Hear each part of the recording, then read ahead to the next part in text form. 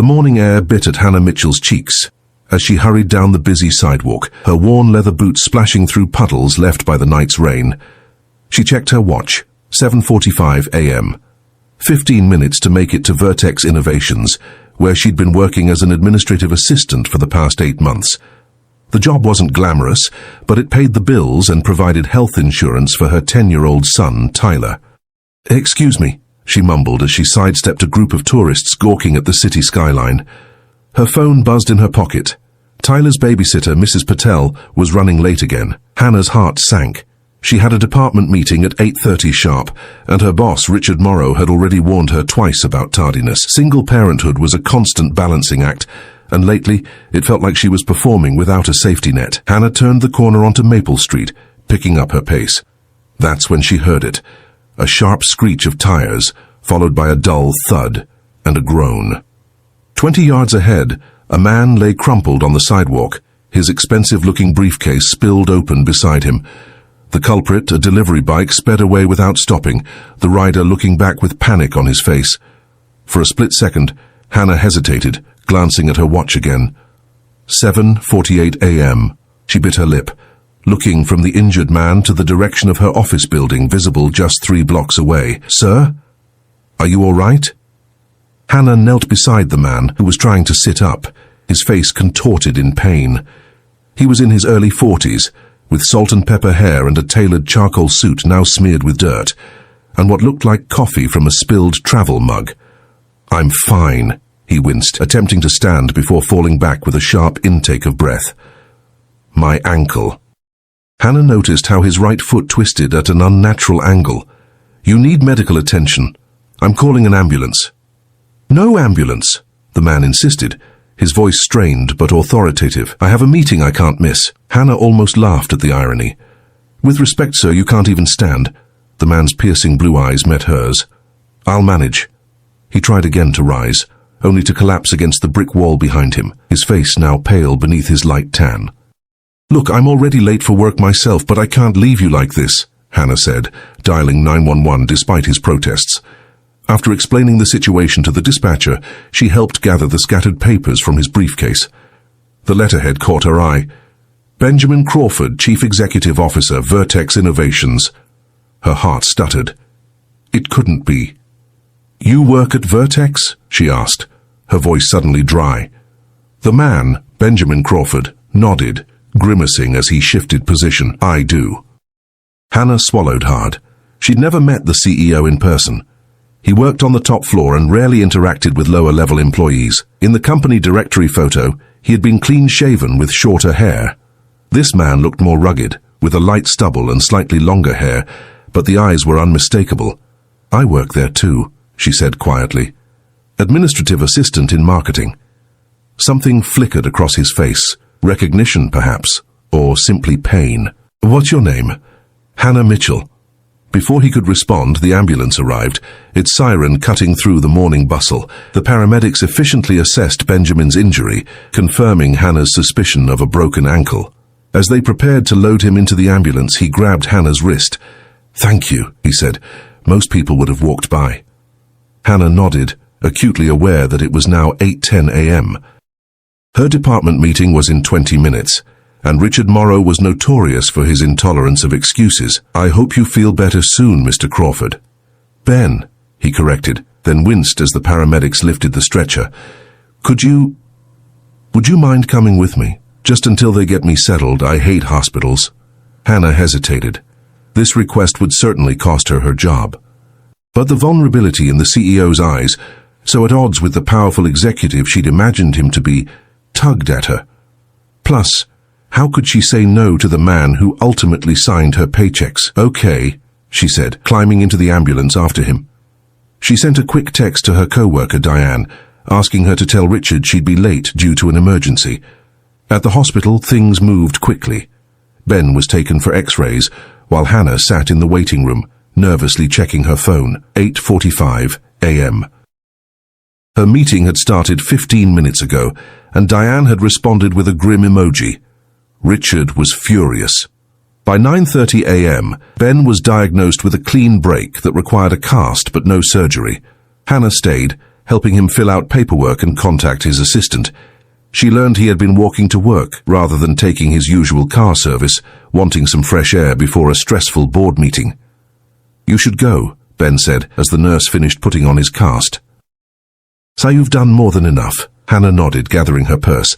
"I hope your ankle heals quickly." "Hannah," Ben called as she reached the door. "Thank you, truly. Not many people would sacrifice their time for a stranger." She smiled, though anxiety churned in her stomach. It was the right thing to do. When Hannah finally arrived at Vertex at 10:15 a.m., Richard Morrow was waiting by her desk, arms crossed and face thunderous. Diane shot her a sympathetic look from across the office. "My office now," Richard barked, turning on his heel. Behind the closed door, Richard didn't bother with pleasantries. "This is the third time you've been late this month, Hannah." "I know, but there was an emergency." "There's always an emergency with you," he cut her off. "Single parents always have excuses. I run a department, not a charity." Hannah's cheeks burned with indignation. "That's not fair. I've never missed a deadline. Company policy states 3 tardies equals grounds for termination," Richard said coldly, sliding a paper across the desk. "I've already processed your severance. Clear out your desk by noon." Hannah stared at the termination notice, her vision blurring. How would she pay rent? Tyler's school fees? His asthma medication? As she packed her meager belongings into a cardboard box, a strange calm settled over her. She had helped someone in need, consequences be damned. If that cost her a job where her supervisor couldn't understand basic human decency, perhaps it wasn't the right place for her anyway. What Hannah couldn't know, as she rode the elevator down for the last time, was that Benjamin Crawford was about to arrive at Vertex Innovations in a wheelchair, his ankle freshly cast, with questions about the kind woman who had sacrificed her morning to help him, and with the power to change both their lives forever. As Hannah exited the Vertex Innovations building, the late morning sun momentarily blinded her. She shifted the cardboard box in her arms, containing 5 framed photos of Tyler, a small potted succulent, and a coffee mug with "World's Best Mom" painted in Tyler's wobbly handwriting. 8 months of employment reduced to a box she could barely fill. Her phone rang. It was Mrs. Patel. "Hannah, dear, is everything okay? You usually call when you get to work." Hannah swallowed the lump in her throat. "I'm actually not at work anymore, Mrs. Patel. I got fired." There was a pause on the other end. "Oh my goodness. What happened?" Hannah explained briefly while navigating toward the bus stop. She couldn't afford a rideshare today, or maybe any day in the near future. "That's terrible," Mrs. Patel exclaimed. "For helping someone injured? Who does such a thing?" "Richard Morrow, apparently," Hannah sighed, setting her box on the bench at the bus stop. "Look, I'm going to start job hunting right away, but I might need to cut back on childcare hours until I find something." "Nonsense," Mrs. Patel replied firmly. "Tyler stays with me as usual until you're back on your feet. We'll work out the payment later." Tears welled in Hannah's eyes. "I can't ask you to—" "You didn't ask. I offered." "That's what neighbors do." Mrs. Patel's tone brooked no argument. "Now go home and rest today. Tomorrow you can fight the world again." Hannah thanked her and hung up, wiping away tears with the back of her hand. The kindness was overwhelming after Richard's coldness. As she boarded the bus, she couldn't help wondering what would happen to her small family now. The job market was tight, and Vertex had offered decent benefits. The thought of Tyler going without his medication made her stomach clench with anxiety. Back at her modest 2-bedroom apartment, Hannah set the box down on the kitchen counter and slumped onto a chair. She should be updating her resume, making calls to contacts, applying for unemployment benefits, but exhaustion washed over her in waves. Just 15 minutes of rest, she told herself, laying her head on her arms. She woke to the sound of her phone buzzing. Disoriented, she checked the time. 1:30 p.m. She had slept for over 2 hours. The number on her screen was unfamiliar. "Hello?" she answered groggily. "Is this Hannah Mitchell?" asked a crisp, professional female voice. "Yes, speaking." "This is Patricia Winters, Executive Assistant to Benjamin Crawford at Vertex Innovations. Mr. Crawford would like to speak with you. Are you available to come to the office tomorrow at 9 a.m.? Hannah sat up straight, fully awake now. "Mr. Crawford wants to see me. Why?" He didn't share the specifics with me, Patricia replied, her tone warming slightly. But he was quite insistent about arranging the meeting as soon as possible. Hannah's mind raced. Had Ben somehow learned about her termination? Was this about this morning's incident? Or perhaps Richard had said something disparaging, and now the CEO wanted to personally ensure she wouldn't cause trouble. Ms. Mitchell, are you still there? Yes, sorry, Hannah stammered. Tomorrow at 9 a.m. works fine. After hanging up, Hannah paced her small living room. This meeting could be good news or terrible news, and not knowing which was excruciating. She spent the rest of the afternoon polishing her resume anyway, just in case the meeting went poorly. By the time Tyler returned home from school and aftercare, Hannah had applied to 5 positions online, none as promising as her role at Vertex had been. Mom, why are you home early? Tyler's face lit up as he dropped his backpack by the door, rushing to hug her.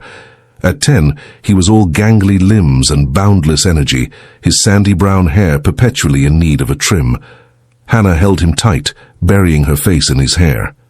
I had an interesting day, she said carefully. How about we order pizza tonight, special occasion? Tyler pulled back. His hazel eyes, so like her own, narrowed suspiciously. We only get pizza on Fridays or when something big happens. It's Tuesday. Smart kid. Too smart sometimes. Well, Hannah said, guiding him to the couch, something big did happen. I'm not working at Vertex anymore. Tyler's expression fell. You got fired? Why? You're the best at everything? The simple faith in his voice made her heart ache. Thank you for the vote of confidence, buddy. It's complicated, but I helped someone who was hurt this morning, which made me late for work. My boss wasn't very understanding. Tyler frowned, processing this. That's stupid. Helping people is more important than being on time. Hannah smiled despite everything. I think so too. And don't say, stupid, please. Fine. That's illogical, Tyler amended, using one of his favorite vocabulary words from science class. So what happens now? Now, Hannah said, reaching for her phone. We order that pizza. And tomorrow I have a meeting with someone important, and then I'll be looking for a new job. But don't worry, everything's going to be okay.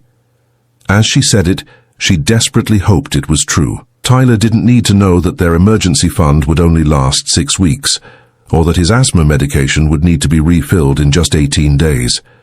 He didn't need to know that the rent was due in 10 days, or that her student loans wouldn't wait.